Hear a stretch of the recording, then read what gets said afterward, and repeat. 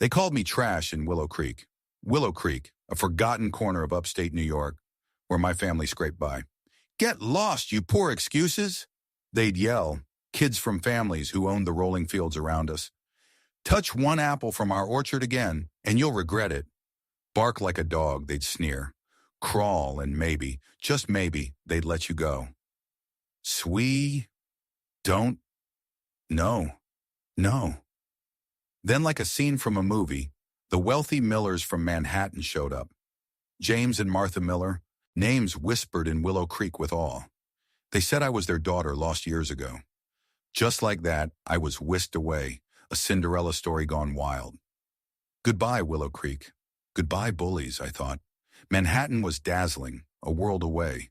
But the glittering penthouse couldn't erase the past, and wealth didn't buy kindness.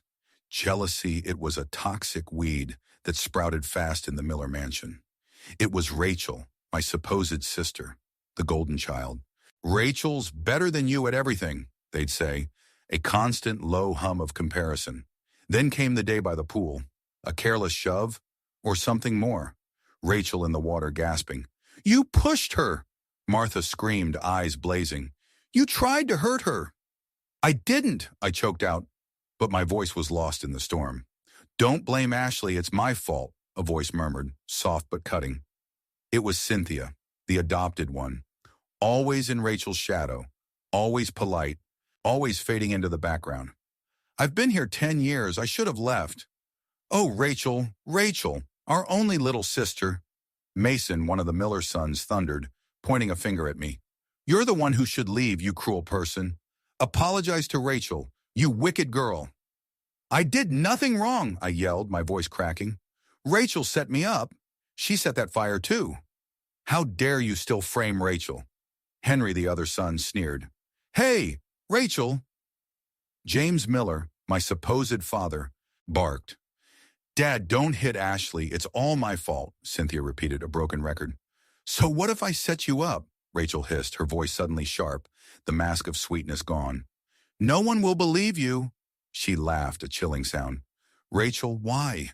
Why do you keep setting me up?" "Huh? Why?" I pleaded, desperation clawing at my throat. "Ashley tried to hurt me, Dad," Rachel wailed, instantly switching back to victim mode. "Ashley," Martha echoed, her face contorted with rage. "Throw her out of the Miller family. From now on, we don't have this daughter." "Rachel, you're done for," I whispered, a cold dread settling in my stomach. "The Miller family is mine now." Rachel's laughter echoed in my ears, a triumphant, terrifying sound. "No one will believe you," she repeated, a mantra of cruelty. "Rachel is our only little sister." "It's so hard to get rid of you," Martha spat, as if I wasn't even there. "From now on, we don't have this daughter. It's so hard to get rid of you. From now on, we don't have this daughter." Where was I? Wasn't I just ended? Rachel's school uniform, September 3rd, 2013. My head spun. I was back, 10 years ago. My third year in the Miller family. A second chance, or a nightmare reliving itself? "You wicked girl," Martha shrieked, her face inches from mine. "I just scolded you a bit the other day, and you actually held a grudge and set fire to the house, trying to hurt us. Rachel got badly injured trying to save you. How could there be such a vicious sister like you?" Fire? Rachel injured? This twisted narrative again. "Why waste your breath on her?" James growled. "Someone get me the stick. I'm going to teach you a lesson today." He lunged, his face red with fury. "What are you doing? Are you mad?" I yelled, dodging his clumsy swing. "Ashley, stop making Mom and Dad angry," Cynthia pleaded, her voice trembling. "Just let them vent their anger so that they'll calm down and our family can live in peace again." "Our family," I scoffed, the word bitter on my tongue. Slap! The force of it rocked my head. Martha's handprint burned on my cheek. "This slap is for your delusions. A mere adopted child dares to compare to me? What are you doing? Are you trying to hurt someone in front of us?" Henry snapped, stepping forward. Slap! This time it was James. The world swam for a second. "This slap is for you taking over my things and for all your lies. That fire was clearly set by you. You want to drive me out of the Miller family? Oh yeah, I spat, adrenaline surging, fear replaced by a cold rage. You dare to frame Rachel? Mason roared, stepping up, fist raised. I'll teach you a good lesson. I want you to remember this slap, James snarled, his face contorted. Enough. Something snapped inside me. From today on, I declared, my voice ringing with newfound steel, if they dare to lay a finger on me, I will make you pay back 1,000 times over. Oh, really? Martha sneered. Giving birth to you, such a reckless and vicious daughter, is a disgrace to the Miller family. Today, I'll do what's right. I'll teach you a lesson. She lunged again. I didn't flinch. I met her gaze, cold and unwavering. Then I moved, faster than they expected. I grabbed the stick from James's hand, the wood rough against my skin. You've hit her, so don't bother hitting me, I yelled, swinging the stick, not at Martha, but at the expensive vase on the nearby table. It shattered, porcelain shards flying. How dare you bully Rachel? Mason bellowed, charging. I'll beat you up. He grabbed my arm. Let go of me. I struggled. Dad, Dad, Dad. Rachel wailed, her performance Oscar-worthy. You damn brat. Are you crazy? James roared, lunging again, this time at me. He tripped over the broken vase pieces, stumbling, falling. Surely it's one thing to hit me, but how could you hit Dad? Cynthia gasped, rushing to his side. He fell on his own, I stated flatly. Besides, are my parents even here? I looked at them, really looked at them. You little... James sputtered, struggling to sit up. I'm right here, my foster father's voice cut through the chaos. Mr. Jones. He stood in the doorway, his face grim, his presence a solid wall against the Miller's theatrics. You old shut up, Mr. Jones said, his voice low and dangerous. Just because I'm from the countryside, every single one of you looks down on me.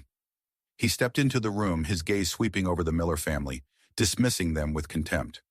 From the day I returned to the Miller family, you've treated me like a rat in the gutter, something to avoid. Since you've never treated me as family today, I'll give you what you want. I'm cutting ties with all of you. You ungrateful wretch, Martha shrieked. Dad, Dad, honey. Honey, are you okay? Martha wailed, kneeling beside James, ignoring my words, ignoring me. Call 911. No one understood. No one understood how much I, who was bullied since childhood, cherished this hard-won life. But the family I'd risk my life to save from the fire. They mistook Rachel, the culprit, for their savior. Breaking news flashed on the TV screen in the waiting room of the emergency room. Due to global instability, gold prices are soaring. Some have become overnight millionaires by investing in gold. Another news clip followed. The Shining Star Original Singer competition is heating up. Short videos have made it possible for anyone to become a star. Then a real estate report. Housing prices continue to skyrocket. The old Ashley was dead. Now I was something new. Something improved. Tomorrow is Ashley's birthday, Mr. Jones said, his voice soft, breaking through my thoughts. I need to pick up another job to buy Ashley a cake. He still called me Ashley. It was a small thing, but it warmed a cold corner of my heart. Back at the Miller mansion, chaos reigned. Dad, hey, Ashley, why are you back?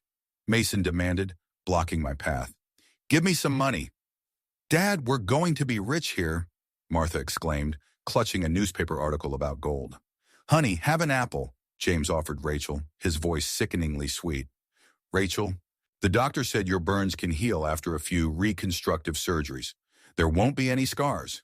That wretched girl is back, Martha hissed, spotting me. Make her kneel in the attic. Without my permission, she's not allowed to come out. Find her, James ordered. She's not at school. What? She dares to run away from home now? Martha shrieked. See? I told you I raised an ungrateful brat. Bringing her back was a mistake. She wants to cut ties with us, doesn't she? James said, his voice hardening. Then let her go. The further the better. Right? We have Rachel. One sister is enough. No matter what, Ashley is our blood relative, Henry said, his voice surprisingly quiet. Mason, send me Ashley's number. Okay, Mason mumbled, then hesitated. I don't have it. Ask Cynthia, Henry suggested. I don't have it either, Cynthia said, avoiding eye contact. Rachel perched on the sofa, manicured nails tapping on her new phone, didn't even look up. Why are you all looking at me? I just got a new phone. I didn't save it. Dad, I'm so busy with work, Martha said, waving her phone dismissively. My phone is full of important clients. Why would I have hers? James shrugged. No one has it. We have 6 people in our family, Henry said, his voice laced with disbelief. But none of us have her number. My words echoed in the silence. Since you never treated me like family, I'll give you what you want. I'm cutting ties with all of you. Is she serious about saying that? Mason asked, finally understanding. Dad, Ashley, you're back. Mr. Jones burst into the small apartment, his face flushed with excitement. Dad, look! Ashley, you bought gold with all the money from selling the house and land. Yes, I said, a small smile playing on my lips. In a few days, the global gold price will rise. With all this gold, we'll have more than enough. Miss Jones, a voice interrupted, sharp and cold. Henry Miller stood in the doorway of my classroom, his presence radiating wealth and power. Henry, why? Why are you here again? Is Ashley back at school? She hasn't been here for days, Miss Jones said, her voice tight with concern. Is it that broke girl made Miss Rachel Scott unhappy again? A girl in the class sneered. I told you that low-class person is untamed. Another chimed in. She doesn't deserve to study at our elite university. You called her broke? Henry's voice was dangerously low. Yeah, the first girl giggled. She's famously the poorest student in school. Every meal is just bread and pickles. She wears the same uniform every day. Wherever she goes, there's a bad smell. Henry's face hardened. How could she be a poor student? She's my little sister. The classroom went silent. Jaws dropped. Murmurs rippled through the room. Henry, you don't need to speak for that broke girl. Rachel's voice cut through the stunned silence. She stood behind Henry, her face a mask of practiced sweetness. We all know the Miller family only has Rachel as their little daughter. What brings you here, Henry? Miss Jones asked, her voice cautious. Does that mean Ashley is a poor student sponsored by the Miller family? A boy whispered, awestruck. But the Miller family is rich and powerful. Her allowance shouldn't be too little, right? Oh, once? Another girl piped up, eager to contribute to the gossip. In order to get the sneakers offered as a reward at the sports meeting, that broke girl actually ran and ran until she fainted and was sent to the hospital. Because of that, I almost ruined my career. A pair of sneakers? Henry repeated, disbelief coloring his voice. He stepped into the classroom, his gaze sweeping over the snickering students. He walked towards the girl who'd spoken about the sneakers. He reached into his expensive briefcase, pulled out a brand new pair of designer sneakers, and slammed them on her desk. What are you doing here? He snarled, his voice shaking with rage. Get out! Henry! Rachel gasped, appalled. I want to give you a pair of shoes. Henry ignored Rachel, his eyes fixed on the terrified girl. He grabbed another pair of sneakers from his bag, throwing them at the boy who'd mentioned the bad smell. This is my... Don't you ever step foot in this room again. Get out. He shoved past Rachel, stalking out of the classroom. Hey, Henry, are you all right? Rachel called after him, a flicker of concern in her voice. Henry stopped, turning back to face her. Turns out she cared about us too, he muttered almost to himself. Miss Jones, Henry addressed the teacher, his voice regaining a semblance of composure. Ms. Jones, please give me Ashley's contact information. No matter what the misunderstanding is, I have to talk to her face to face. Miss Jones hesitated. She's a poor student, she said quietly. She doesn't have a phone. We can't reach her. Within a day, you must find out Ashley's whereabouts, Henry ordered, his voice leaving no room for argument. Yes, Mr. Miller. Miss Jones nodded, intimidated. Rachel watched Henry leave, her eyes narrowed. Henry is investigating, she whispered to herself. He must be suspicious. A cold smile spread across her face. Ashley, I will make you disappear completely. Back in the cramped apartment, Mr. Jones was glued to the financial news. Gold price went up, he yelled, his voice cracking with excitement. It went up. Honey, I don't understand, Mr. Jones's wife said, bewildered. How much did it go up? $5? No, $50. 5 times what we spent, Mr. Jones exclaimed, his eyes wide with disbelief. $10,000 on it, and the price increased 5 times.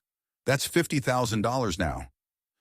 Ashley, what are you talking about? Mrs. Jones asked, her voice trembling. Suddenly, a furious pounding on the door. It flew open, revealing Martha Miller, her face contorted with rage, Rachel and Mason flanking her.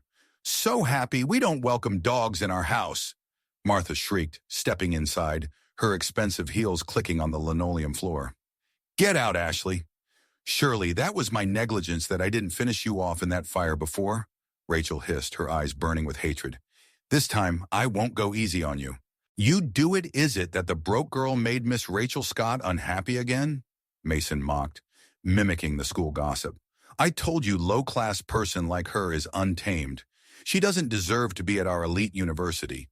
We all know the Miller family has Rachel as their only little daughter. Rachel has always been well-behaved, but why does no one know their sisters despite they study in the same school? Mason continued, his voice dripping with sarcasm.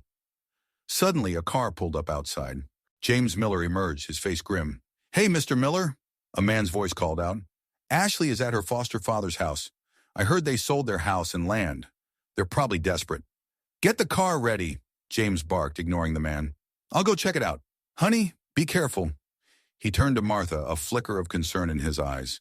Rachel's face twisted with fury as James left. Tired of living, you loser? She spat at me, stepping closer, her voice venomous. You've already gotten what you wanted. You're the only Miss Miller now. Why are you still messing with me? You think I'd fall for your pity act?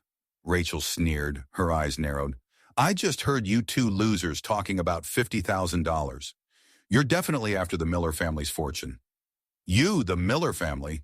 I laughed, a harsh, humorless sound. You think I care about that? Oh, I remember now, Rachel's voice dripped with malice. Someone like you, a bastard from who knows where, would try to replace me by all dirty means. Who are you calling a bastard? Mr. Jones roared, stepping forward, protective. I'll end you. Let go, you, Rachel shrieked, struggling. I'll tell Mom and Dad and Henry about this. They'll teach you a lesson. Ah, Rachel smirked, a cruel glint in her eyes. I didn't want to come to you, but since you came to me, I might as well give you a proper welcome. She lunged, her hand darting into her purse. A glint of metal flashed. Ashley, what are you doing? Henry's voice boomed, breaking the tense silence. He burst into the apartment, Mason and Cynthia behind him. Rachel lay on the floor, clutching her arm, blood seeping through her fingers. She was fine, but now she's badly hurt, Martha wailed, rushing to Rachel's side. You're really her blessing, huh? Henry, you came just in time, Martha cried, her voice filled with false relief. I was trying to persuade Ashley to come home, but she tried to hurt me. Ashley, come here, James barked, his face thunderous. Give me an explanation. What explanation do you want? I retorted, my voice cold and steady. Didn't that adopted daughter just say it? I gestured toward Cynthia, who stood frozen, her face pale. I heard her. In your Miller family, isn't it whatever she says goes? My explanation is just making excuses. It's nonsense. No matter what, hurting someone is wrong, Henry said, his voice strained. Now apologize to Rachel, and we'll let it go. I won't tell Mom and Dad, Mason added, trying to sound reasonable. I don't like what you're saying, I snapped, my patience finally snapping. Take it back, you... I'm not interested in your loving sibling act, I interrupted, cutting him off. Get lost. Why has Ashley suddenly become so tough? Mason muttered, bewildered. Henry frowned, his gaze shifting between Rachel, clutching her arm, and me, standing defiant. If Ashley did hurt Rachel, with the Miller family's bodyguard here, he said slowly, his eyes narrowing at Mason, he couldn't possibly just stand by and watch Rachel get hurt. A flicker of unease crossed Mason's face. Ashley, I was impulsive just now, Henry said, his voice softening slightly. Can you tell me what happened this time? I will believe you. Henry, she is lying through her teeth, Rachel shrieked, her voice shrill with panic. Don't listen to her explanation. Get out of here. Dad, let's go back inside, Mason mumbled, pulling James away. Henry ignored them, his eyes fixed on me. Ashley, why? Why do you also have burns? He asked, his voice filled with dawning realization. Could it be that you didn't set the fire? Mr. Jones stepped forward, his face grim. So, the life of you rich people is worthy. But that of my daughter is worthless? He demanded, his voice trembling with suppressed rage. What did you say? James barked, turning back, his fury rekindled. Ever since my daughter was taken in by your Miller family 10 years ago, Mr. Jones continued, his voice rising, every time she comes back, she's always covered in injuries. Ashley, Mr. Jones turned to me, his voice softening, his eyes filled with pain. How did you get hurt like this? Why didn't you tell Dad? It's all my fault, Cynthia whispered, stepping forward, her voice barely audible. I couldn't protect you, Dad. Dad, what are you doing? Mason protested, pulling at James's arm. If Dad wasn't poor, Mr. Jones said, his voice thick with emotion, how could they bully you, Ashley? Tell me, how did you get this burn? If you've been wronged, I will get justice for you. Justice, I repeated, the word hollow and meaningless. What good is justice at this moment? Can it heal my scars? Can it erase the humiliation I've suffered? Can it undo the times I was mocked, insulted, and forced to kneel? Mr. Jones's face crumpled. I'm sorry, he choked out. From now on, I will do my best to protect you and take care of you, okay? Mr. Miller, I said, turning to James, my voice cold and hard. Broken mirrors are hard to put back together. This act you're putting on, this pretense of kindness, disgusts me the most. Ashley, don't be mad at us, Henry pleaded, stepping closer. The previous verbal agreement was not rigorous enough on my part. Please give this to James Miller and Martha Miller. I handed him the severance of family ties agreement I'd prepared. From now on, I have nothing to do with the Miller family anymore. Henry, I've made lunch for you, Cynthia said, her voice barely a whisper. Mom and Dad said you're always too busy to eat. I've prepared... Hello? Something happened at the company, Henry interrupted, his phone ringing. Okay, I'll be right there. He turned back to me, his expression conflicted. Ashley, I know you've been wronged all these years. Trust me, I'll get justice for you. I'll make Mom and Dad trust you again. It doesn't matter, I said, my voice flat. I don't care anymore. What you say or do, just get out. Dad, let's go back inside, Mason repeated, pulling James away again. Severance of family ties agreement. I stared at the document in my hand. Ha ha ha. Great. All the evidence of me setting the fire has been erased. But when did Ashley, that wretch, get so smart? Rachel, are you okay? Martha cooed, fussing over her. Ah, it hurts, Rachel wailed, playing her part perfectly. Come on, I'll take you home, Martha said, guiding Rachel away.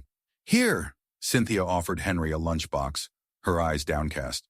Oh, my dear girl, Mr. Jones exclaimed, his voice filled with joy, as we walked into our new, spacious apartment. We just made some money, and you bought such a big house. Isn't it too extravagant, Dad? Dad, you worked hard to raise me, I said, smiling at him. Now I can take care of you. Just enjoy your life.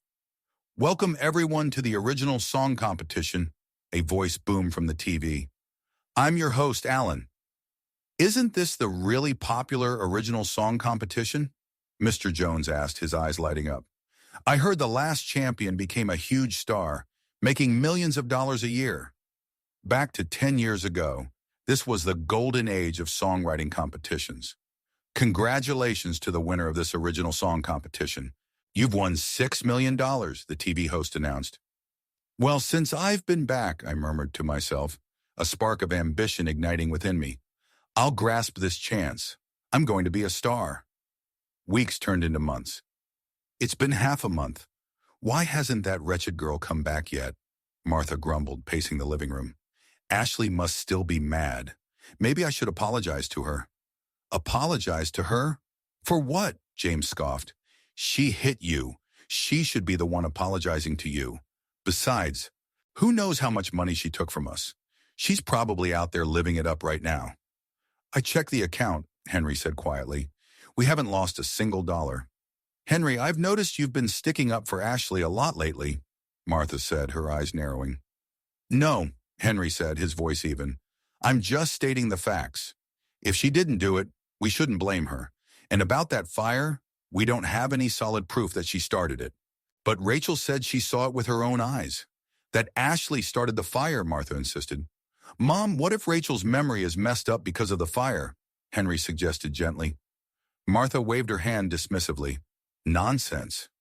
I've sent people to look for evidence, James said, his voice businesslike. If Ashley really did it, I'll personally send her to jail. But if she didn't, I hope our whole family will give her a sincere apology.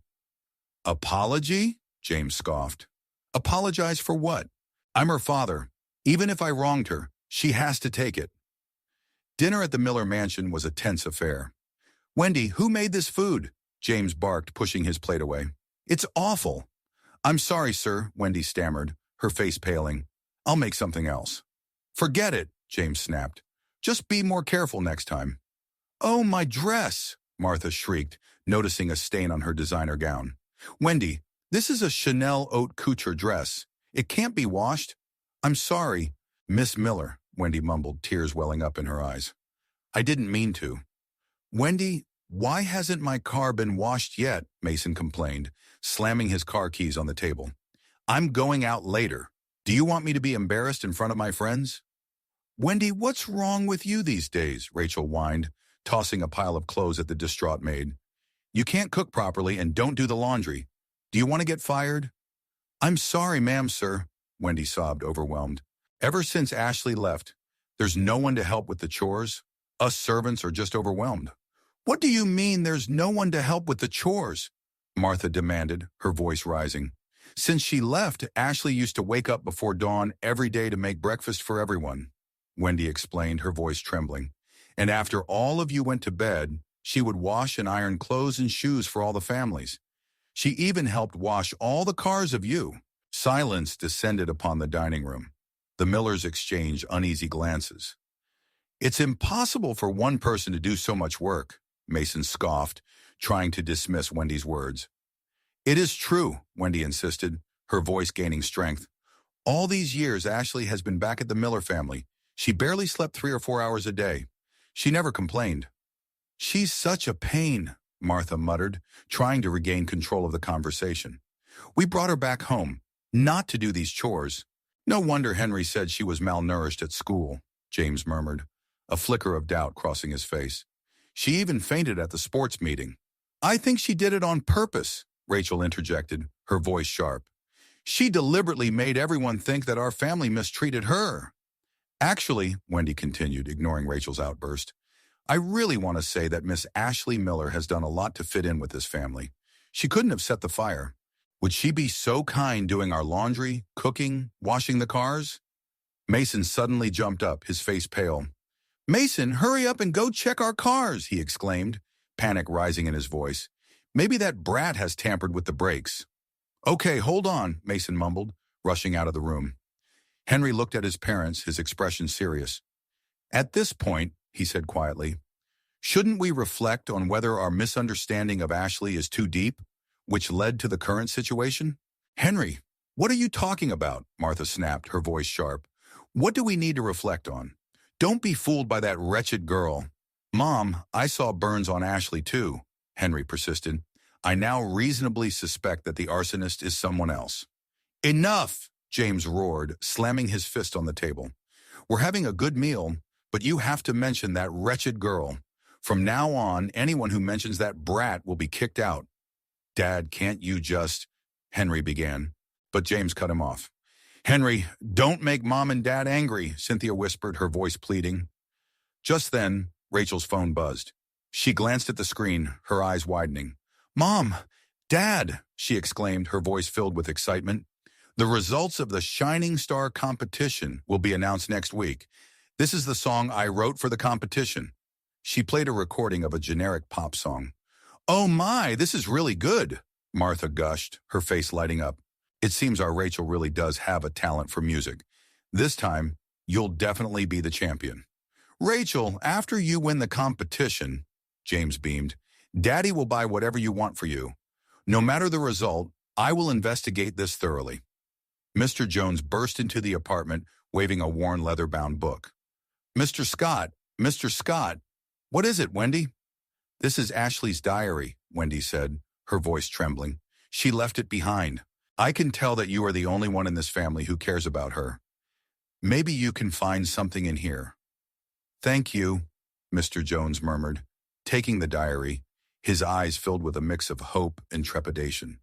"Sweetie, the song you just sang was beautiful," a man's voice said. "But why have I never heard it before?" "These are all my original works," Rachel said, her voice laced with pride. "What? You can write songs?" the man exclaimed, incredulous. "And these too? You wrote so many?" He flipped through a thick stack of sheet music. "Tomorrow is the deadline for Shining Star competition," Rachel continued, oblivious to the man's skepticism. "I plan to give the music industry a little shock." Suddenly, a gruff voice interrupted. "Where did you beggar come from?" "Get out!" A security guard roughly shoved a young woman away from the recording studio entrance. "In this year's competition," the first man, apparently a director, continued, ignoring the commotion, "there's nothing good except for a song by Rachel Scott. The rest are all terrible. I think next year's Shining Star should be canceled." "Who wrote this song?" the director demanded, his eyes scanning the sheet music in his hands. "Sorry, Director Allen," Rachel's manager stammered, rushing forward. "I'll kick this loser out." "Oh, I've been in the music industry for over 10 years, Director Allen said, his voice filled with awe. "And I've never seen such a talented musician. Find the writer now." "I wrote it," a quiet voice said. Director Allen turned, his eyes widening as he took in the young woman who'd been shoved away moments before. "You?" he asked, disbelief evident in his voice. "Ha ha, never judge a book by its cover," the young woman said, a hint of defiance in her voice. "You must come to the final night, April 3rd. Inside Ashley's diary, the words leaped off the page. April 3rd. "Today is my first day back at the Miller family. I never dreamed I would be the daughter of the richest family in Manhattan. My family is so great, and they're so nice to me. Henry is so cool." "What? What are you doing? Are you trying to steal something?" Cynthia's voice sharp and accusatory. "Henry, I wasn't. I was just curious." "Wendy, remove someone to clean this floor thoroughly and disinfect it." Martha's voice cold and disgusted. "Henry, I'm sorry. I won't wear shoes in here again. This is enough for you? Get out!" James's booming voice filled with fury. "What have I done? I was so happy today. I got first place in the midterm exam. Mom and Dad were so thrilled that they promised to take us out for a fancy dinner. But then I got a terrible stomach ache at night and threw up everything I ate. You're just not deserved the fancy food." That dinner was to celebrate Rachel getting first place in her class. "But look at you, eating more than anyone else, like you've never seen food before." Cynthia's voice laced with contempt. "Henry, I feel so awful. Oh my God, this is disgusting. Ugh, ugh. Oh, Henry, let's get out of here. Who knows what kind of germs this poor guy has?" Martha's disgusted voice. "Later I saw a doctor. He said I was allergic to seafood." Well, Cynthia was right. I don't deserve to have the fancy food, but I'm still happy to be with my family. Seafood allergy. Because Rachel loves seafood. The Miller family has it for every meal. No wonder Ashley's disappointed in this family. Kids, come out here. Come out!" Martha's voice cheerful and artificial. Coming. Rachel's voice eager and excited. "What's up, Mom?" Mason's voice curious. "Your father has something important to announce," Martha's voice dramatic. "Just now, the organizers of Shining Star competition contacted me. Our wonderful daughter, your amazing sister Rachel, is the winner of the competition. Great. You're amazing, Rachel." Henry's voice, supportive. "Yeah, your bro me was only the top student in the state. I didn't expect our family would have a national champion." Mason's voice admiring. "Rachel, what gift do you want?" "I will get it for you." James's voice indulgent. "I don't want anything. I just hope Mom and Dad and my brothers and sister can come to the awards ceremony, sharing the joy of winning with me." Rachel's voice, sweet and manipulative. "Okay then, spread the word. Our Miller Group will donate $6 million to the winner at next week's final night. All our Miller Group employees will have a day off. Everyone go watch this grand event." James's voice proud and boastful. "Okay, good girl. Have you memorized your acceptance speech?" Martha's voice pleased. "I've memorized it all." Rachel's voice confident. "This big city is so great. Usually I can only watch the competition on TV. Never thought I can come to the scene. Ashley's naive excitement. Welcome everyone to the finals of Shining Star Competition. The TV host's voice, enthusiastic. Next, I will announce this year's champion. Every song she created is amazing. It can be said that no one is ever better than her. It's enough to shock the whole music scene. Don't be nervous, girl. Dad is here with you. James's voice reassuring. Good girl. You're our pride and joy. Martha's voice adoring. And the winner of this competition is Miss Scott. The TV host's voice, dramatic pause. Thank you all for your recognition. That I have today's achievements, all thanks to my mom and dad, my brothers and sisters' careful cultivation and support. I will definitely make persistent efforts and live up to everyone's affirmation and expectations. Rachel's rehearsed acceptance speech. Right. My daughter Rachel has been sensible since childhood. She has an amazing talent in music. She totally deserves this honor today. James's voice beaming with pride. What are you doing? Sit down, Martha hissed at me. This kind of competition needs suspense. Sit next. I announce that the winner of this competition is Miss Scott. Ashley Scott. The TV host's voice, a shocking twist. Ashley? How could it be Ashley? That uneducated country bumpkin. Rachel's voice, disbelief and fury. Next, let's invite Miss Scott to receive the award. Thank you for the recognition. Thank you all for your support. I'm very happy to be standing here today. Ashley's voice clear and confident. Surely she's just an uneducated country bumpkin. She can't be the champion. This championship is mine. Rachel's voice enraged. Yeah, didn't you say this championship belongs to our Miller family? Mason's voice confused. We're not wrong. Ashley is also your daughter, isn't she? Henry's voice trying to reason. There's been a mistake. Martha's voice panicked. Now let's invite Mr. Miller, the sponsor of this competition, to come on stage and present Miss Scott with the prize money of $6 million. The TV host's voice oblivious to the drama unfolding. Oh my, such a touching father-daughter moment. Mr. Miller is just so excited. Let's give Mr. Miller a round of applause. Cheer for him. Shady! Something shady is going on here. Rachel's voice accusatory. Ashley, tell us the truth. Did you sleep with this old man just to steal my championship? Rachel's voice venomous. Don't talk nonsense. My daughter is still in college. You're ruining her reputation. How would others think about it? James's voice furious and defensive. You wicked girl, to beat Rachel, you actually slept with the organizer. You've completely embarrassed the Miller family. Martha's voice shrill and condemning. Watch your words, I'll sue you for slander. If you didn't sleep with him, how could this happen? My sister is just an uneducated country bumpkin. Before she came to our family, she hadn't even heard a complete piece of music. Rachel's voice mocking. Fine. Since you doubt me, I'll show you my true skills. Alan, please play song number 30, my song in the competition. Ashley's voice challenging. Okay. Director Alan's voice curious. Show off. If that country bumpkin can sing, I'll kneel down and bark like a dog. Rachel's voice scornful. I'm gazing afar above the moon. How many dreams are flying free? Yesterday's forgotten sorrows dried in the wind. I want to reunite with you on the vast road. Life is being pulled. Tides ebb and flow. Ashley's voice soaring and emotional. No way. How could there be such amazing music in the world? Director Alan's voice awestruck. Such a breathtaking song. Ashley created 30 of such songs. Mupada? What a talent. Impossible. She must have plagiarized them. Rachel's voice, desperate.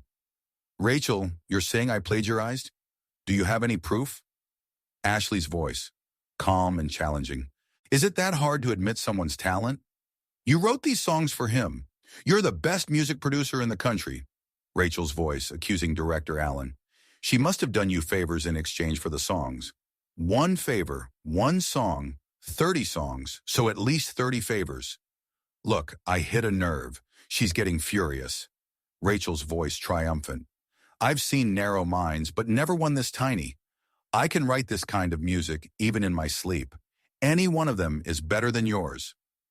Ashley's voice, arrogant and confident, Such arrogance. If you can write a song right now, I'll kneel and apologize. Rachel's voice goading. Get me some paper and a pen, Ashley demanded. Still pretending, Martha's voice skeptical.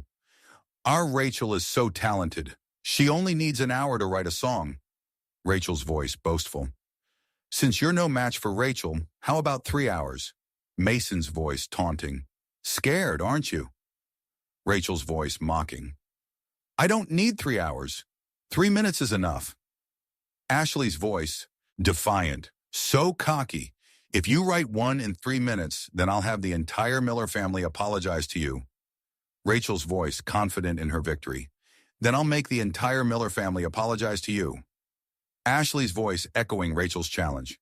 You better keep your word, Rachel's voice gloating. Okay, what can you write in 3 minutes? Probably just some doodles. Martha's voice dismissive. Oh my, this song is absolutely amazing. Director Allen's voice stunned. You're really good at flattering, huh? Rachel's voice sarcastic. What's going on? Mason's voice confused. Hey, did you step on the gas pedal? Why are you shaking? Rachel's voice panicked. How is this possible? Rachel's voice broken. Mom and Dad, your artistic skills are not as good as mine, so let me give my sister some pointers. Ashley's voice condescending. You know you love me. I know you care. Ashley's voice singing, mocking. Impossible. Ashley is just a dumb country girl. How could she write such a beautiful song? Rachel's voice shattered. Couldn't be possible. Martha's voice disbelief. Oh my. Miss Scott, this song is absolutely amazing. Director Allen's voice enthusiastic. It perfectly fits my company's popular singer, Alice's style. How about you sell me the copyright to this song? I'm willing to give you $50 million. Director Allen's voice offering a deal. You sell me the copyright to this song, I'll give you $50 million. Director Allen repeated. Okay, after the award ceremony, we can go backstage and sign the copyright transfer contract. Ashley's voice businesslike. No way, my sister is totally an uneducated country bumpkin. You can't even recognize all 26 letters of the alphabet. Rachel's voice desperate and insulting. Do you know what this is? Ashley asked, holding up her head. This is called genetic advantage. You're just an adopted child, a nobody. Even if the Miller family spent a fortune raising you, you're still no match for me. Rachel's voice venomous. You all right? Henry's voice concerned. Right. No more nonsense, Ashley declared, regaining control of the situation. Didn't you just say that if I wrote it, you'd apologize? Do it, Ashley demanded, pointing at Rachel. Surely, are you crazy? James pleaded, his voice strained. I'm your father. You're making me kneel to you? Aren't you afraid of retribution? James begged. James Miller, a bet is a bet. Are you going back on your word? Ashley challenged, her voice ringing with authority. What did you call me? James Miller. James Scott. James Scott. James stammered, his face contorted. I'm your father. I'll beat you, you ungrateful child, James threatened. If you dare lay another hand on my daughter, I'll fight you. Mr. Jones stepped forward, protective. Dad, everyone, you all just heard the Miller family's bet with me, right? Ashley addressed the audience. They're going back on their word now. If this gets out, it'll be headline news, and it'll also damage the Miller Group's credibility, causing their stock to plummet. They might even go bankrupt. Ashley's voice cold and calculating. Bankrupt? Bankrupt? Martha gasped, her face paling. Headline news will get a bonus. I want to be the first to break the news, a reporter shouted. Me too, me too. Others joined in. Hey, I'll kneel. James relented, his voice defeated. Ashley, I'm asking you. I'm your father. Are you really going to force me to kneel to you? Kneel, Ashley commanded, her voice unwavering. You all of you kneel down. In my past life, all of you owed me, Ashley declared, her eyes burning with righteous anger. You wicked girl. You snatched Rachel's championship away from her, and you're still so aggressive, Martha shrieked, her face contorted with rage. Fine. I don't have to force you then, Ashley said, her voice regaining a cold calm. Then let your most beloved youngest daughter Rachel do it, Ashley pointed at Rachel. Surely, Rachel whispered, her voice trembling.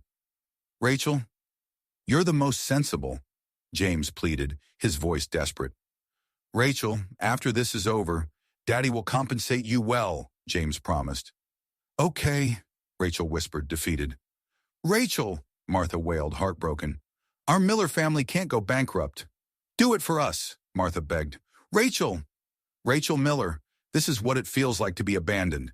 Ashley spat, her voice dripping with contempt. Savor it! Rachel!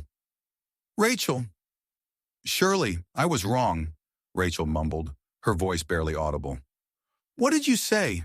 Ashley demanded, stepping closer. Surely I was wrong, Rachel repeated, louder this time. I shouldn't have falsely accused you of having an affair with Director Allen. I shouldn't have questioned your abilities either. It's all my fault. Please forgive me. Surely I won't let you off the hook, Ashley hissed, her eyes blazing. Good girl, Rachel. Do you know the best way to defeat an enemy? Ashley continued, her voice sharp and cold. It's to raise her up high and then let her fall hard. But I don't accept your apology, Ashley declared, her voice ringing with triumph. Film the video, right? Post it online. I want to ruin her, Ashley ordered. Post it now. It's posted. Someone confirmed. Oh my, Martha wailed, seeing the video online. Oh, how did this? Don't look, Martha sobbed, covering Rachel's eyes. How did this happen? Surely, you jerk, Martha shrieked, her voice filled with hatred. Now that my personal matters are settled, everyone, time for you to interview me, the champion, Ashley announced, turning to the reporters. Let's go. Rachel, get up, Martha sobbed, trying to lift Rachel from the floor. Are you okay? Miss Ashley Scott, I'm a reporter from the Manhattan Daily. A reporter rushed forward, microphone in hand. I'd like to ask you about your feeling of winning the Shining Star Award. What are your plans next? The reporter asked eagerly. Well, though I want to make it short, it's actually a long story, Ashley began, a hint of sarcasm in her voice. First, I want to thank the Miller family who have mistreated me, but that's a really tough story, so I'll skip it, Ashley continued, her voice dry. Next, I want to thank Mr. Miller for the $6 million, Ashley announced, her voice ringing with irony. I want to take my foster father on a trip. Ashley gestured to Mr. Jones, who stood beaming with pride. Come here, Dad, Ashley called out, and Mr. Jones stepped forward, beaming. Miss Scott is so amazing, a reporter gushed, impressed. With such a great achievement, and she still remembers to repay her foster father. Miss Scott, I'm the principal of SAT Music Academy. Another person rushed forward. I'd like to invite you to our school. I'm an agent from Starlight Entertainment. Yet another voice called out. I want to talk to you about signing a contract. All this honor should have been mine. Rachel's voice filled with bitterness and envy. Rachel Scott! As long as I'm around, you'll always live in my shadow and have to look up to me, Ashley declared, her voice ringing with triumph. Dad, let's go to the celebration dinner, Ashley said, turning to Mr. Jones. Ashley, congratulations. Henry approached, holding out a platinum credit card. I have an unlimited credit card for you, Henry offered, a peace offering. Get lost, Ashley snapped, waving her hand dismissively. Don't ruin my mood, Ashley retorted, her voice cold. Ashley, don't be ungrateful, Martha scolded, her voice sharp. Henry is giving you a way out. Take the money and come home with us, Martha urged. You give me some money and want me to be grateful? Ashley scoffed, her voice laced with sarcasm. When I couldn't afford to eat, when I was sick and couldn't afford medicine, when I only had 2 sets of clothes to wear all year round, why didn't you give me a cent? Ashley demanded, her voice rising with emotion. Surely I know you've suffered a lot, Henry said softly, his voice filled with sympathy. What about we? Mr. Miller, your belated affection is worthless, Ashley interrupted, cutting him off. Dad, let's go. Ashley turned away, taking Mr. Jones's arm. Scott, Miss Scott, I have another question, a reporter called out, trying to stop her. Can you answer it? Miss Scott! Henry, should we get someone to teach that brat a lesson? Mason muttered, his face contorted with rage. You call her a brat? Henry snapped, his voice sharp. She's our sister. Mason! We wronged her first, Henry said, his voice filled with guilt. What are you talking about? Mason asked, confused. This is her diary, Henry said, handing Mason Ashley's diary. Read it, and you'll understand. Mason is so awesome. He's a national skier. He's already represented our country and won so many competitions. But one day his skis broke. I wanted to fix them for him, but he thought I broke them. Ashley's diary entry. Mason, did you do this? Cynthia accused, pointing at the broken skis. No, Mason protested, his face flushed. I was trying to fix it for you. If not you, then who? Cynthia demanded, her voice sharp. Before you came to the Miller family, my snowboard was always fine. As soon as you got back, it broke. You must have broken it, Mason accused, his voice filled with anger and suspicion. Did I misunderstand her? Mason murmured, his voice filled with doubt and guilt. It's terrible bad news. Mason was injured during training yesterday. He's still unconscious with a high fever. Mom, Dad, Henry, and Cynthia are also worried, but I can't do anything to help. I'm so useless. Oh, right. I remember a method that might work. Ashley's diary entry, filled with worry and determination. So cold. The water is so cold. For Mason to get better, I have to endure it. Ashley's diary entry, describing her self-inflicted cold bath. So hot, hot, so hot. I feel so hot. Ashley's diary entry, describing her self-inflicted fever bath. Mason, you'll be okay. Ashley's diary entry, filled with hope and prayer. What are you doing? Martha shrieked, bursting into the room and seeing Ashley in the bath of ice water. Mason, your fever's gone down, Cynthia exclaimed, checking Mason's temperature. How dare you? Martha raged, her face contorted with fury. Get out! Out! Martha screamed, shoving Ashley away. So she did it to save me? Mason murmured, his voice filled with dawning realization. What have I done? Surely it's all my fault. Mason's voice filled with guilt and remorse. That's great. That's wonderful, Mr. Jones exclaimed, beaming with pride. Your new song is released today, and it's topping the national music charts again, Mr. Jones announced excitedly. Well, now you're the most famous and hottest star, Mr. Jones continued, his voice filled with admiration. It's boring being the only star, Ashley said, a hint of mischief in her voice. Not fun, Ashley continued. So what do you want to do in the future? Mr. Jones asked, curious. Everyone can be a star, Ashley declared, her eyes sparkling with a new idea. How is that possible? Mr. Jones asked, skeptical. Becoming a star is harder than everything. It takes more than just talent, but also looks and figure and professional management, Mr. Jones explained. Realistic. All you need is a phone to record and share your good life, Ashley countered, her voice filled with excitement. Everyone can be a star. Sharing the good life, Mr. Jones repeated, intrigued. I like that idea. Mr. Jones smiled, catching on. Hey, do you have a plan? Mr. Jones asked, eager to hear more. Great. This project is interesting, but I'm afraid we can't afford the cost ourselves, Ashley admitted. Pragmatic. We can't handle it, Mr. Jones agreed, worried. Contact Mr. Quinn, the investment tycoon, Ashley instructed, confident. He'll definitely invest in us, Ashley declared, her voice ringing with conviction. Rachel, don't take recent events to heart, Cynthia said softly, trying to comfort Rachel, that Ashley just got lucky. Cynthia dismissed Ashley's success. When we meet Mr. Quinn later, with his help, you'll definitely become the best musician in the country, Cynthia promised, trying to boost Rachel's spirits. Thank you, Cynthia, Rachel murmured, her voice still bitter. Mr. Quinn is here, Martha announced, bustling into the room. Let's go, Martha urged, eager to impress the wealthy investor. Oh, you're here, Mr. Quinn.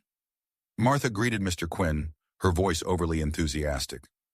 Miss Scott, thank you for gracing us with your presence, Mr. Quinn said, his voice smooth and charming, addressing Ashley, not Rachel. I'm truly honored, Mr. Quinn continued, bowing slightly. You're too kind, Mr. Quinn, Ashley replied, her voice polite but cool. Miss Scott, Mr. Quinn has heard your proposal and is willing to invest $30 billion, Mr. Quinn's assistant announced, shocking everyone in the room. 30 billion, Rachel gasped, her eyes widening with disbelief and envy. Rachel, what's going on? Martha whispered, bewildered. Why is someone passed out? Mr. Quinn suddenly pointed at Rachel, who had fainted. Quick, call an ambulance. Martha panicked. No need, Ashley said calmly, stepping forward. I happen to know some first aid. Ashley knelt beside Rachel, examining her. What are you doing? Martha shrieked, her voice filled with suspicion. How could Rachel just faint out of nowhere? Did you tell Mom and Dad? Mason asked Cynthia, concerned. Mom and Dad are still applying to music school for Rachel in France, Cynthia explained, worried. I didn't dare tell them what happened. It's all because of that awful Ashley. Cynthia blamed Ashley for Rachel's fainting. I took Rachel to Mr. Quinn for investment, but Ashley showed up out of the blue, Cynthia continued, her voice filled with resentment. She insisted on asking Mr. Quinn for $30 billion in investment, Cynthia exclaimed, still bewildered. Wait, 30 billion? Henry interjected, confused. When I started my business, he only invested me 1 billion, Henry exclaimed, his voice filled with disbelief. Henry, that's not the point, Cynthia snapped, impatient. The point is Rachel was bullied by Ashley, Cynthia insisted, trying to shift the blame back to Ashley. Ashley has gone too far, Cynthia declared, her voice filled with indignation. Henry, sometimes I wonder if we've never really understood Ashley, Mason said quietly, his voice thoughtful. Mason, what are you talking about? Martha scoffed, dismissing Mason's observation. That poor bumpkin not only steals things, hurts Rachel, but also lies constantly. Martha listed Ashley's supposed wrongdoings. She even tried to set fire to hurt us. We all saw it with our own eyes, Martha insisted, her voice rising. Isn't that enough to see her true colors? Martha demanded, her face contorted with anger. I've had people investigating Ashley these days, Henry said quietly, his voice serious. Seems she's a little different from what we thought, Henry admitted, his voice thoughtful. At school, she's often isolated and bullied. Henry continued, revealing his findings. She doesn't even fight back when she's hit, Henry added, his voice filled with doubt. How could someone like that do such outrageous things right under our noses? Henry questioned, his brow furrowed. Yeah, and what's even weirder is that at her school, no one seems to know that Ashley is our Miller family's daughter, Mason added, his voice puzzled. How is that possible, Mason wondered. Rachel is in the same school, Henry pointed out, surprised. If Rachel treated her sincerely, then surely you've noticed it too, haven't you? Henry asked Rachel, his eyes searching hers. It's strange, Rachel mumbled, avoiding eye contact. I've also had people looking into that fire, but the clues have been erased, Henry continued, his voice serious. There's no way to know the truth yet, Henry admitted, his voice filled with frustration. Cynthia, I also wanted to ask you about the matter that Rachel got cut by a blade hidden in the keys while she was playing the piano. Henry changed the subject, his voice curious. Why are you suddenly asking about this? Cynthia asked, surprised. Wasn't it all investigated? Cynthia countered, trying to deflect the question. It was Ashley, Mason declared, jumping to conclusions. She was jealous of Rachel's talent, so she put the blade in the keys, right? Mason insisted, his voice filled with conviction. Huh? Cynthia hesitated, her eyes darting nervously. I thought so too before, but I realized things weren't what they seemed until I saw Ashley's diary, Cynthia admitted, her voice hesitant. Diary?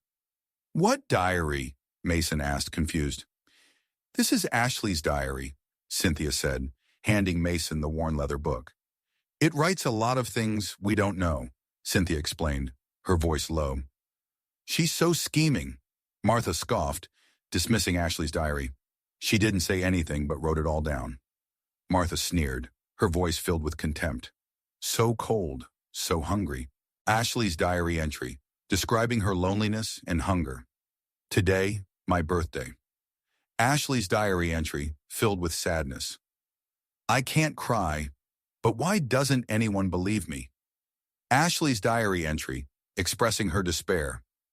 I really didn't put blades in Rachel's piano. Ashley's diary entry, protesting her innocence. Does it hurt, sweetie? Cynthia's voice, fake concern. There, don't cry, Rachel. Cynthia's voice, soothing and insincere. You wicked girl. Martha's voice, raging. How dare you hide blades in Rachel's piano? Martha accused Ashley. I didn't, Ashley protested, her voice trembling. You're just jealous that Rachel is more talented than you, Martha continued, ignoring Ashley's denial. You want her to never be able to play the piano again. Again, don't you? Martha screamed, her face contorted with rage. Mom and Dad, I really didn't do it. Ashley pleaded, tears streaming down her face. Kneel down and don't get up until you realize your mistake. James's voice, cold and unforgiving, so cold, so hungry. Ashley's diary entry, repeating her earlier despair. Why didn't Cynthia tell the truth?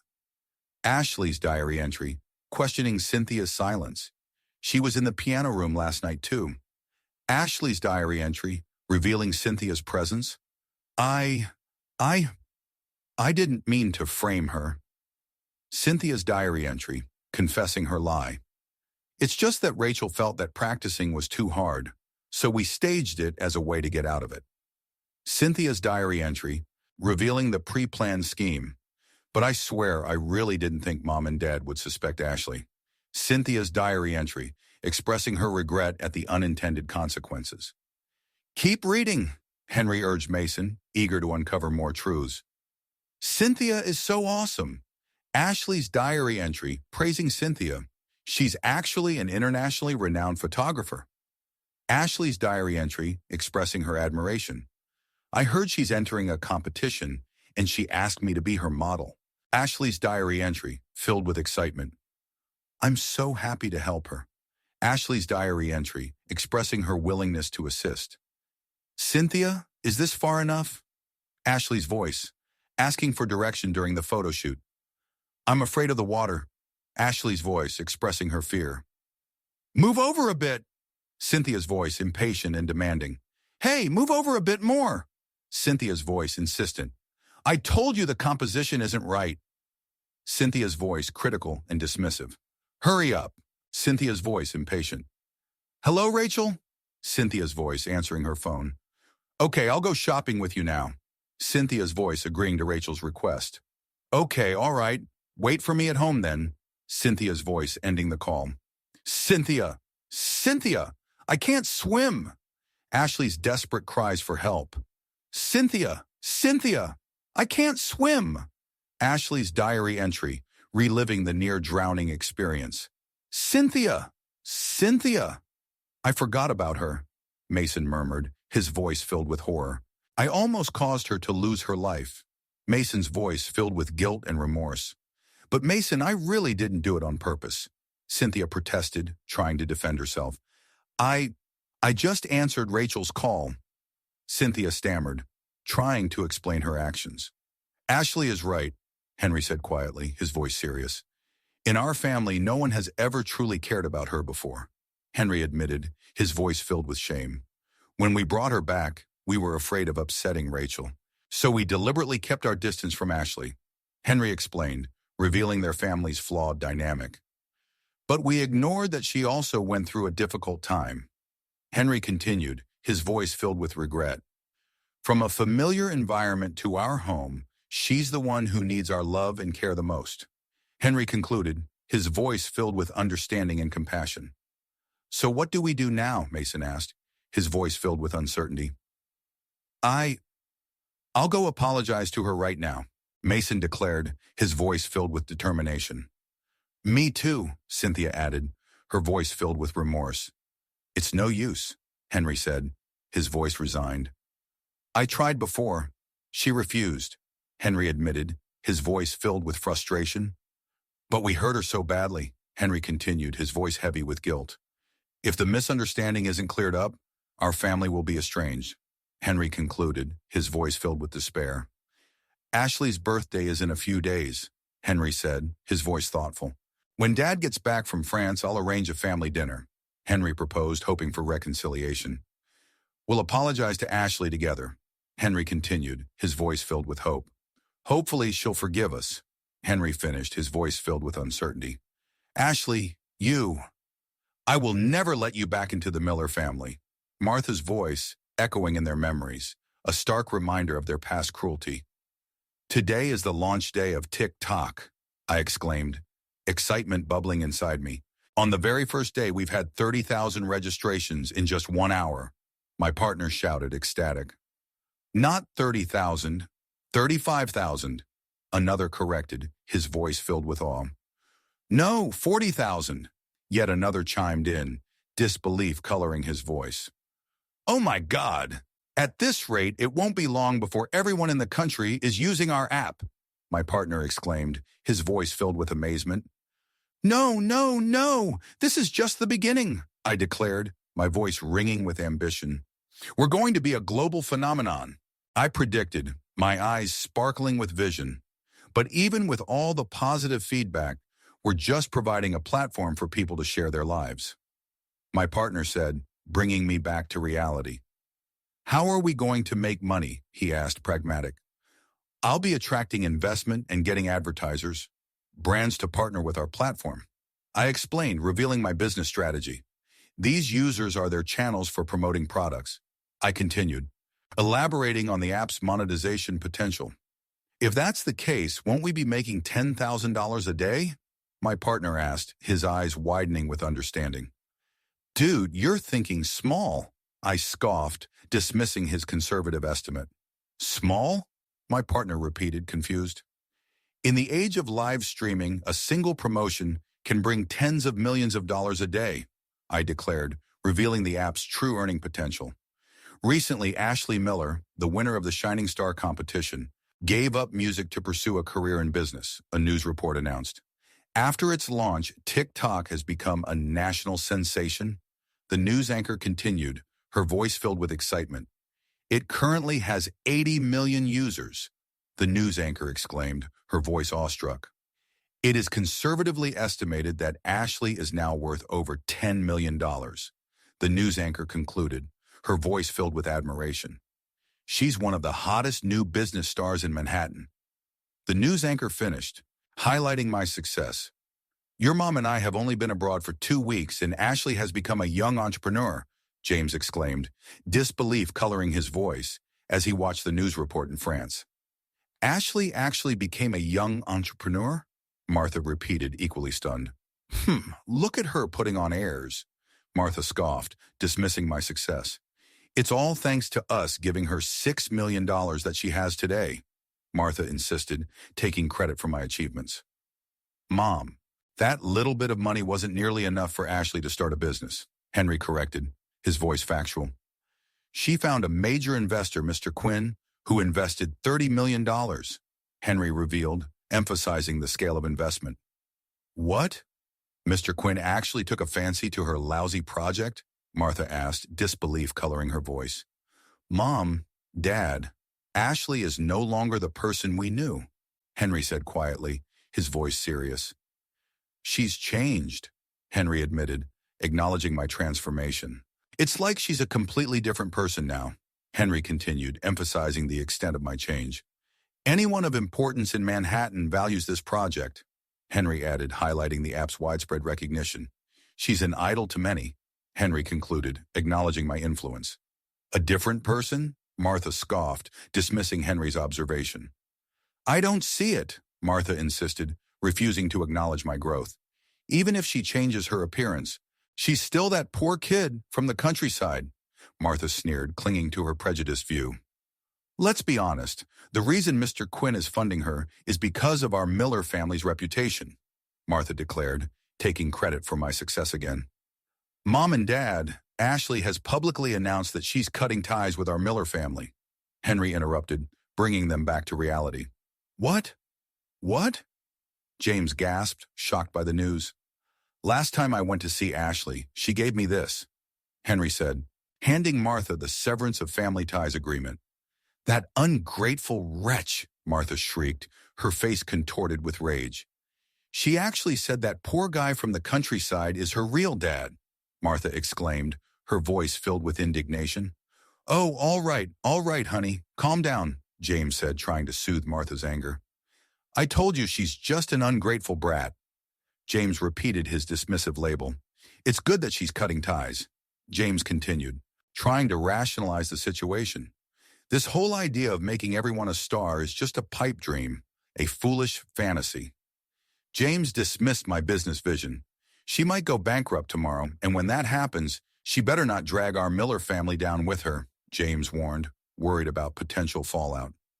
Henry, Mom, and Dad, stop arguing, Mason interjected, trying to mediate the conflict. I think the reason Ashley is being so high profile is to prove to us what she's capable of. Mason suggested, trying to understand my motivations.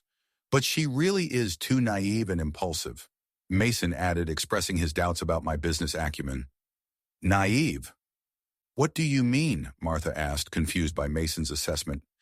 I read business books sometimes, and after analyzing, I found that Ashley's TikTok short video app, though with many registered users, hasn't made any profit till now. Mason explained, revealing his business analysis. For a business person, that's a failure. Mason concluded, dismissing my app's success. Exactly, Rachel agreed, seizing the opportunity to criticize me. Rachel is right, Martha exclaimed, agreeing with Rachel's negative assessment. Look at her and her analysis. Martha praised Rachel, comparing her favorably to me. I even put you in charge of the entire Miller Group, Martha reminded Henry, highlighting his business responsibility. Can't you even see such a simple problem? Martha questioned Henry's business sense. I think that Ashley must be doing something shady, Martha declared, her voice filled with suspicion. Mr. Quinn must have been fooled to help her, Martha insisted, dismissing Mr. Quinn's business judgment. I wouldn't be surprised if she's already in a compromising position, Martha speculated, implying unethical business practices. Mom, Henry interrupted, his voice rising with concern. Ashley is our sister and your own daughter, Henry reminded Martha, emphasizing our familial connection. How could you say that about her? Henry protested, shocked by Martha's accusations. Only Rachel is our own daughter, Martha retorted, correcting Henry's statement. Haven't you seen, Martha continued, pointing to the severance of family ties agreement. She has cut off all ties with us, and you're still speaking for her? Martha accused Henry of disloyalty, or did we raise our kids to be too nice? Martha questioned, expressing her disapproval of Henry's empathy. You're so easy to be fooled by that liar, Ashley, Martha concluded, dismissing me as deceitful. Ashley, as expected, in this family, everyone misunderstands Ashley deeply, Henry murmured, his voice filled with despair and resignation. Mom and Dad, since you dislike her so much, why did you bring her back from the countryside? Henry questioned, his voice tinged with sadness. Why did you acknowledge her? Henry continued, probing their underlying motivations. Sometimes I even think that staying in the countryside would have been better for her, Henry concluded, his voice filled with regret. You think I wanted to bring up about that wretched girl back? James scoffed, dismissing Henry's question. Dad, what do you mean? Henry asked, confused by James's cryptic remark. No matter what, our Miller family is respectable in Manhattan, James explained, revealing his underlying concerns about family image. But that wretched girl grew up in the countryside, James continued, highlighting his class prejudice. Not only is her behavior questionable, but she's also uneducated, James added, reinforcing his negative perception of me. I was worried that one day she would go astray and drag our Miller family down, James concluded, revealing his true motivation for bringing me back. Kids, that's why I brought her back. James finished, justifying his actions as preventative measures. You brought her back to keep an eye on her? Henry repeated, disbelief coloring his voice. Ashley is a person, not an animal, and certainly not a Miller family's dog, Henry retorted, his voice filled with anger and disgust. Henry Miller, James roared, his face contorted with rage. Are you crazy? James demanded, shocked by Henry's outburst. How dare you talk to your father like that? James scolded, his voice booming. Dad, please calm down, Cynthia pleaded, trying to de-escalate the conflict. Dad just recently had a heart attack because of Ashley, Cynthia reminded them, playing the victim card. I beg you all, don't let others deceive you and ruin our family's happiness, Cynthia pleaded, her voice filled with fake concern. Dad, have some tea, calm down. Please sit down and relax, Cynthia continued, fussing over James. Our Rachel is so much better. Cynthia praised Rachel, trying to divert attention from the argument. You're always so understanding, Cynthia added, complimenting Rachel's supposed maturity. Everyone sit down, James ordered, trying to regain control. Henry, don't be upset that your father and I are angry, Martha said, addressing Henry, her voice softening slightly. If Rachel were to do this, we wouldn't stop her. Martha continued, comparing Rachel favorably to me. After all, Rachel grew up in our Miller family. Martha explained, emphasizing Rachel's privileged upbringing. She received the best education in the country, so before doing anything she would think it through carefully. Martha concluded, praising Rachel's supposed prudence. As for that Ashley, she's always impulsive, never thinks things through. Martha dismissed me again, reinforcing her negative perception. Mom, please don't say that about Ashley, Henry protested again, still defending me. Maybe she's being used by someone, Henry suggested, trying to find a more charitable explanation for my actions. I heard that recently investment scams are rampant, Henry continued, revealing his concern about my business dealings. Many people have been cheated, Henry warned, highlighting the risks of the business world. Surely couldn't be involved in something illegal, right? Henry questioned, his voice filled with worry and doubt. What? What did you say? James asked, his face paling with alarm. Where's her company? James demanded, his voice rising with panic. I'll go there now, James declared, his voice filled with determination. I'll have it shut down so that one day it won't cause trouble for the Miller family to clean up. James finished, revealing his controlling nature. Dad, you just got back from France, Mason interjected, trying to reason with James. It must have been a long trip, Mason pointed out, suggesting he rest. Take a good rest for a few days, Mason advised, concerned about James's health. Yeah, Henry has already booked a private room at Wilson Hotel in a few days, Martha added, revealing their upcoming plans. It's Rachel and Ashley's birthday by then, Martha continued, mentioning the upcoming birthday celebration. Our family can sit down together and resolve any misunderstandings, Martha concluded, expressing a false hope for reconciliation. All right, I just got back from France. James relented, his anger subsiding slightly. I really don't have time to deal with her, James admitted, dismissing me again. You guys can take care of this, James instructed Henry and Mason, delegating the task of handling me. Rachel, come see what presents we've got you, Martha called out to Rachel, changing the subject abruptly. Do you like them? Martha asked, showering Rachel with material gifts. I must restore this family to what it should be, James muttered to himself, his face set with determination. Mr. Miller, Miss Scott currently, the TikTok platform has 500 million users, my employee reported excitedly. Quarter of them are bloggers with 1 million followers. The employee continued, highlighting the app's massive user base. 1/10 of them have 10 million followers. The employee added, emphasizing the app's influencer power. And according to current statistics, more than 10 brands are willing to cooperate with us, the employee concluded, revealing the app's growing commercial appeal. The estimated daily profit is at least 1 million. The employee finished, announcing the app's impressive financial performance. Good, I exclaimed, pleased with the report.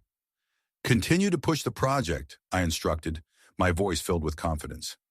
Mrs. Miller, your family is here, my assistant announced, interrupting our meeting. Dad? I asked, surprised. Ashley! Ashley! Martha's voice called out from the reception area, her tone saccharine sweet. Ashley, you're not welcome here, James roared, his face contorted with rage, blocking my path. Get out, James ordered, his voice booming. Hey, Ashley, it's your birthday today, Henry said softly, stepping forward, a peace offering in his eyes. Mom and Dad asked me to bring you back for dinner, Henry explained, extending an invitation. Dinner? I repeated, my voice laced with sarcasm. The Miller family dinner, I scoffed, mocking their sudden interest in me. When have I ever been a part of it? I questioned, my voice filled with bitterness. Surely Henry showed your diary to Cynthia and me. Martha said, her voice softening, attempting a conciliatory tone. We misunderstood you, Martha admitted, finally acknowledging their past mistakes. Come home with us, okay? Martha pleaded, extending an olive branch. Why would I go back with you? I retorted, my voice cold and hard. So you can continue to humiliate me? I questioned, my eyes narrowing. So you can force me to apologize again? I continued, my voice rising with anger. Oh, or did Rachel come up with some new tricks to mess with me? I scoffed, dismissing their sudden change of heart as another manipulation tactic. Huh? July 30th. Today's my birthday. Mom, Dad, and my brother and sister all came to pick me up from school. I read from my diary, mocking their hypocrisy. Mom, Dad, Henry, Mason, Cynthia. What are you all doing here? I continued, mimicking my naive diary entry from years ago. Rachel, it's your birthday today, Martha interjected, her voice overly cheerful. We're taking you out for a big dinner, Martha announced, trying to maintain the charade. Thanks, Mom and Dad. Rachel's voice echoed in my memory, sweet and manipulative. Thank you all, Rachel's voice continued, insincere and practiced. Get in the car, let's go. James's voice, falsely jovial. What are you doing? Mason snapped, his voice annoyed. I don't like strangers in my car, Mason complained, revealing his prejudice against Mr. Jones. Cynthia? Oh, you stink, Rachel whined, wrinkling her nose in disgust. What's that smell? Rachel complained, her voice filled with disdain. Just drive, Mason, James ordered, impatient and dismissive. Surely we made mistakes before, but we've truly regretted it, Henry said softly, his voice sincere. It's never too late, Henry continued, expressing hope for reconciliation. What's wrong? James asked, noticing my cold demeanor. Are you sick? James inquired, his tone condescending. I think I caught a cold from your harsh words, I retorted, my voice dripping with sarcasm. I know you're just venting, Henry said, trying to diffuse the tension. As the saying goes, blood is thicker than water, Henry continued, appealing to familial bonds. We are family, we won't hold grudges, Henry finished, expressing his desire for forgiveness. No need, I interrupted, cutting him off. I think things are fine as they are now, I declared, my voice cold and final. I should even thank you, I continued, my voice laced with irony. If it weren't for you treating me badly again and again, disrespecting me, I wouldn't have known who truly cares for me and who is my real family, I concluded, emphasizing the importance of my chosen family. Ashley, don't be like this, Martha pleaded, her voice strained. No one wants to be treated badly forever, Martha continued, trying to elicit sympathy. Surely Dad's here, Dad, Mr. Jones's voice interrupted, stepping forward, holding a birthday cake. Dad, what are you doing here? I asked, surprised and touched. It's your birthday, Mr. Jones exclaimed, beaming at me. I came to bring you a cake, Mr. Jones announced, presenting the cake. We can have the cake later when we get home, I said, smiling at him. I'll take you out for a big dinner now, okay? I offered, my voice filled with gratitude. Let's go, Dad! I took Mr. Jones's arm, turning away from the Miller family. And Henry, what should we do? Martha asked, her voice filled with despair. What else can we do? Henry replied, his voice resigned. Let's go back first, Henry suggested, defeated. When that brat comes, I'm going to teach her a lesson, James roared, his face contorted with rage, vowing revenge. Don't worry, when she gets here, I'll make sure she suffers, James continued, his voice filled with malice. How dare she upset Rachel while we were away? James finished, his voice still seething with anger. Where is that brat? Martha demanded, her voice sharp. Don't tell me she's too get to even come in, Martha scoffed, dismissing my success. Ashley said she's too busy with work and won't be coming, Cynthia reported, relaying my message. Busy? Martha scoffed, disbelief coloring her voice. How can she be busier than us? Martha questioned, her voice filled with arrogance. Huh? Your mom and I are both successful people, Martha continued, boasting about their wealth and status.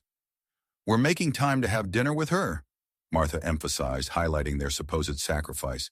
She should be grateful, Martha concluded, expecting gratitude from me. Tuck, putting on airs, James sneered, dismissing my work ethic as mere pretense. Look at her. Isn't she just running a shabby little company? James continued, belittling my business. Huh? He scoffed again, contemptuously. She thinks she's great, Martha joined in, echoing James's dismissive attitude. If she were as excellent as Rachel, then the world wouldn't be big enough for her, Martha concluded, comparing me unfavorably to Rachel. Mom, Dad, can you please not talk about her like that? Henry pleaded again, trying to defend me. Besides, the Miller family hasn't given her anything, Henry pointed out, correcting their false narrative. Yeah, when we were having seafood all the time, you know she was allergic to it and could only eat bread and pickles at school. Mason chimed in, remembering my dietary restrictions. Serves her right, Rachel scoffed, her voice filled with malice. She just can't handle the good stuff.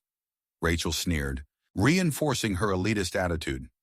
Exactly, Martha agreed, echoing Rachel's cruel sentiment. All right, waiter, bring the food, James ordered, dismissing the conversation about me and changing the subject abruptly. This place is so good, James exclaimed, eager to enjoy the expensive meal. Miss Scott, you're finally here. A waiter greeted me, stepping into the private dining room. Your room is upstairs. This way, please. The waiter directed me, his voice polite and respectful. Okay, thanks, I replied, following the waiter. Miss Scott is here, the waiter announced to the kitchen staff. You can serve the food to room 8, the waiter instructed the kitchen staff. Your Emperor's set meal is served, another waiter announced, arriving with a trolley laden with food. Please enjoy, the waiter said, presenting the meal.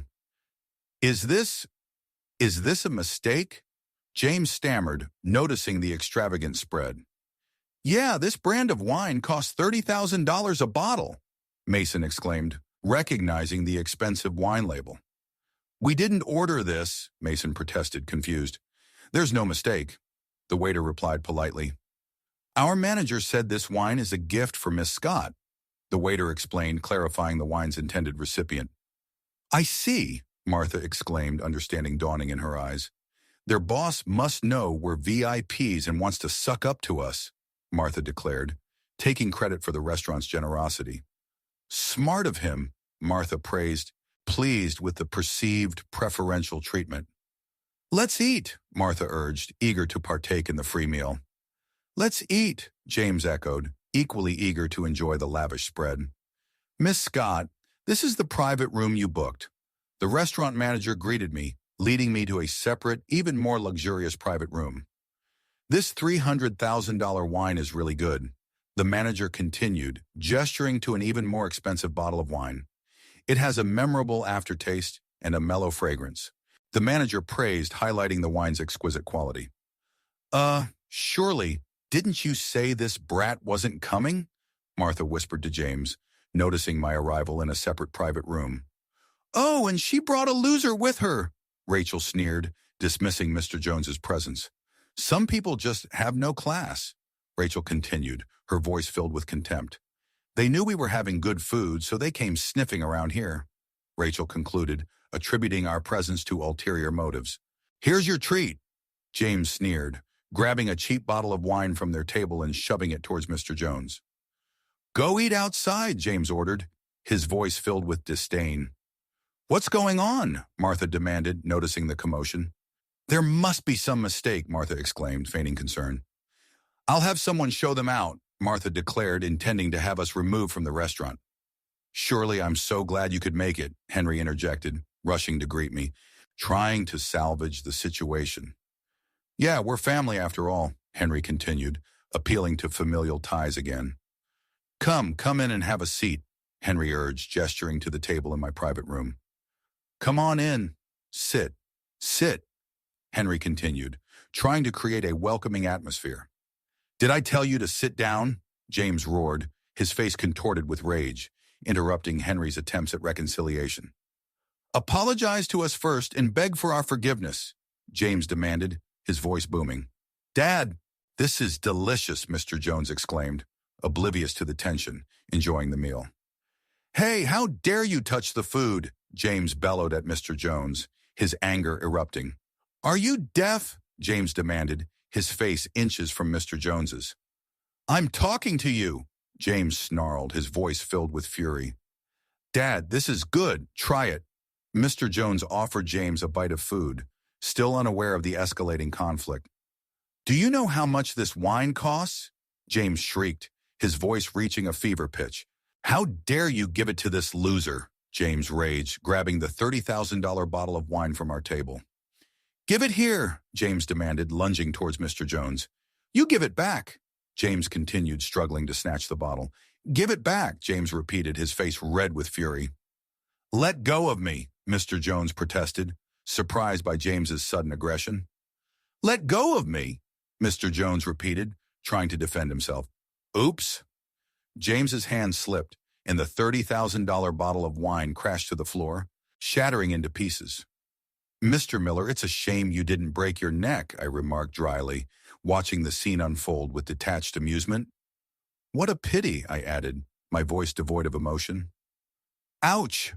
Ouch!" James wailed, clutching his hand, feigning injury. "Honey, Dad, honey, are you okay?" Martha cried, rushing to James's side, ignoring the broken glass and spilled wine. "Ashley, are you crazy?" Mason roared, charging towards me, his face contorted with rage. "You hit your dad again," Mason accused, his voice booming. "Bad eyesight?" I retorted, my voice cold and sarcastic. "Go see an eye doctor," I suggested, mocking his accusation. He was clearly being disrespectful, trying to snatch my wine. I explained, justifying my actions as self-defense. What do you mean, Dad snatched your wine?" Henry stammered, disbelief coloring his voice. "Ashley, you're going too far," Henry pleaded, trying to reason with me. "This dinner was clearly paid for by Mom and Dad," Henry explained, emphasizing their supposed generosity. "You should be grateful, right?" Henry urged, expecting gratitude from me. "Go clear your brain first before you talk to me." I snapped, my patience finally exhausted. "You hit me again," James shrieked, his voice reaching a hysterical pitch.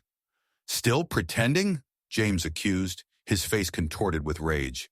"Do you really hate me that much?" James wailed, playing the victim. "Do you want to hit me?" James continued, extending his hand, offering himself as a target.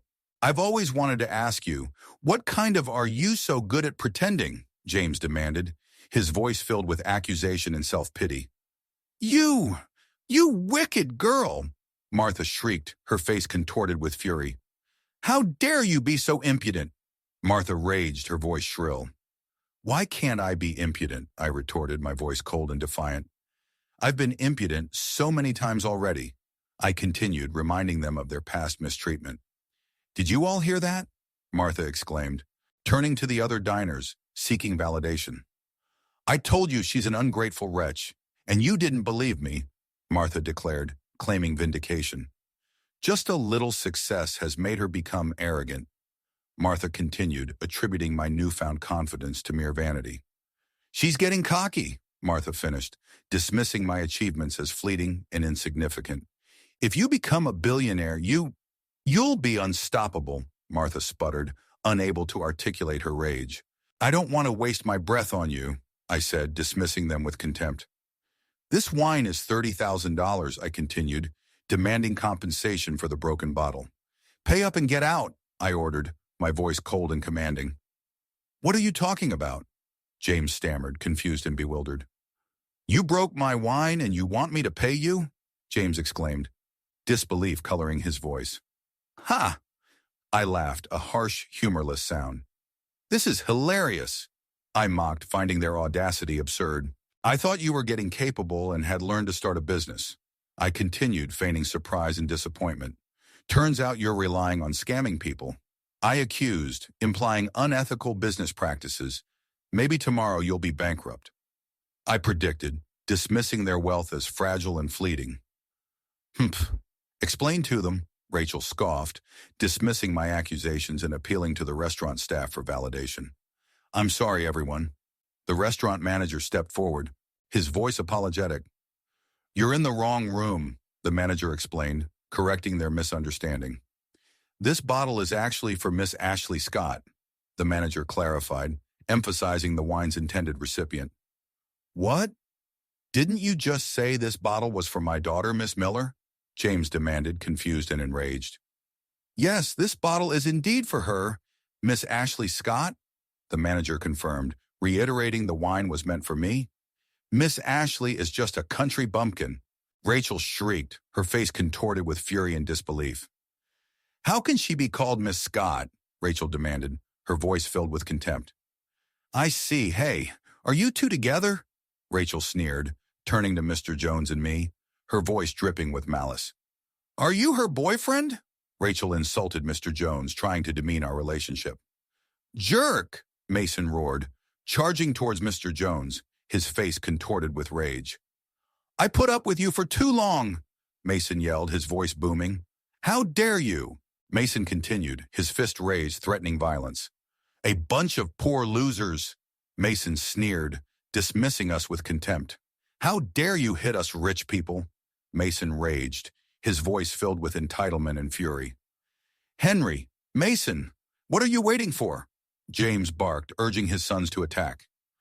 Hit them back, James ordered, inciting violence. Who dares? Henry interjected, stepping between Mason and Mr. Jones, trying to prevent a physical altercation. Mom, we're family, Henry pleaded, appealing to familial bonds again. Is it necessary to make such a scene? Henry questioned, his voice filled with despair. Family, Martha scoffed, dismissing Henry's plea. Look at her now. Does she still treat me like family? Martha asked, her voice filled with self-pity. You exactly, Martha pointed at me, her eyes burning with hatred. She let that poor loser hit your dad, Martha accused, misrepresenting the events. She destroyed our family bond, Martha declared, blaming me for their family's disintegration. Let me tell you, Ashley, we are your biological parents, Martha continued, reminding me of our biological connection, trying to guilt-trip me. Consider this bottle as a gift to us, Martha suggested, attempting to rationalize their actions and avoid paying for the broken wine. You want us to pay? Martha exclaimed, disbelief coloring her voice. No way, Martha declared, refusing to take responsibility. Surely I don't mind that you bullied me before? Cynthia interjected, her voice saccharine sweet, attempting to manipulate me again. But how can you treat Mom and Dad like this? Cynthia questioned, feigning concern for my parents. They're your mom and dad, Cynthia emphasized, appealing to filial piety. Not mine, I retorted, my voice cold and final, rejecting their claim to parenthood. Rachel, your dad's good girl. James cooed, turning to Rachel, seeking comfort and validation. Call the police, James ordered Rachel, his voice filled with rage and desperation. Have them all arrested, James demanded, wanting to use legal force against us. Lock them up, James finished, seeking retribution. Make them, James sputtered, unable to articulate his rage further. You're just in time, James addressed the arriving police officers. Quick, get them, James urged, pointing at Mr. Jones and me. Hey, what are you arresting me for? Mr. Jones protested, bewildered and confused by the sudden police intervention. The attacker is over there. Mr. Jones pointed at James, indicating the true aggressor. We received a report that you damaged expensive property and refused to compensate, a police officer explained, stating the reason for our arrest, based on the Miller family's false report. Please come with us to the station for investigation, the police officer instructed, directing us towards the exit. I'm her father, James interjected, trying to assert his parental authority and influence. What's wrong with me sharing a drink with her? James questioned, trying to justify his aggressive behavior as parental prerogative. Even if I hurt her, it's my right, James declared, asserting a twisted sense of parental entitlement.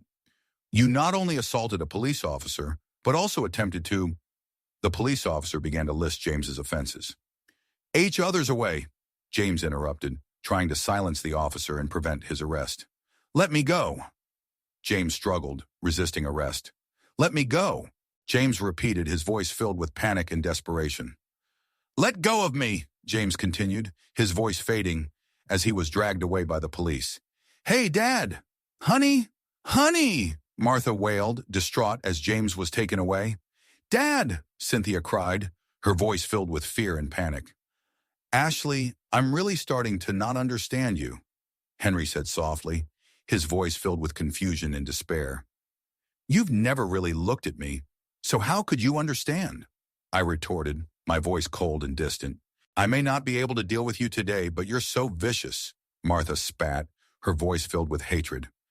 You'll definitely get what's coming to you, Martha warned, cursing me. Let's go. Martha sighed, defeated and resigned. Ouch! Mom moaned, clutching her ankle, feigning injury. Mom, are you okay? Rachel asked, rushing to Martha's side, playing the concerned daughter again. It hurts so bad, Martha wailed, exaggerating her pain. Get her to a hospital, James ordered, his voice filled with fake alarm. Be quick, James urged, playing up the drama. Ouch! Ouch! Martha continued to moan, milking the situation for sympathy.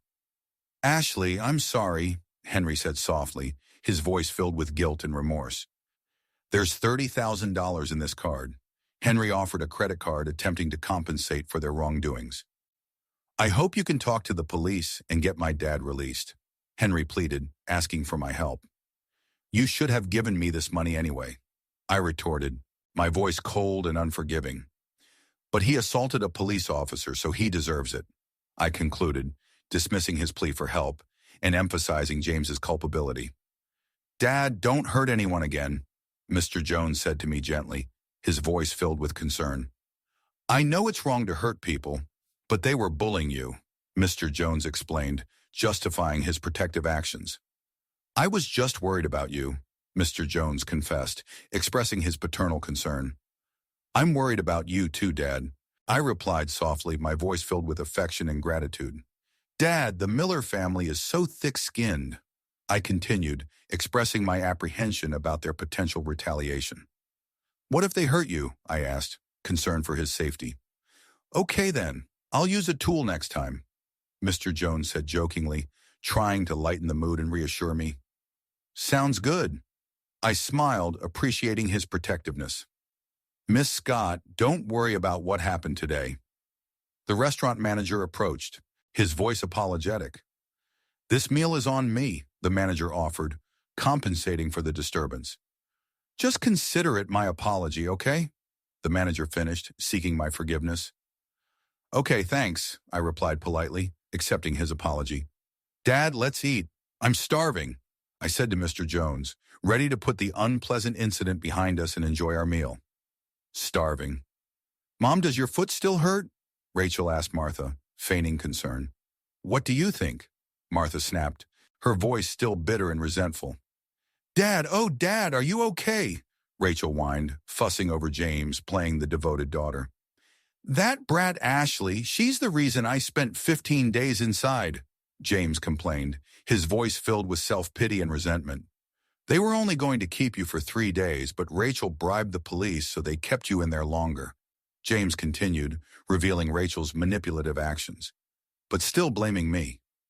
I'm sorry, Dad. I was just worried about you, Rachel said, her voice saccharine sweet, feigning remorse. It's okay, Rachel. Dad knows you meant well. James reassured Rachel, forgiving her manipulation and reinforcing their twisted bond. But that's Ashley. She's the one who put me in there, James continued, still blaming me for his own actions and consequences. She's the worst, James concluded, his voice filled with hatred and bitterness. What are we going to do now? Martha asked, her voice filled with despair and uncertainty.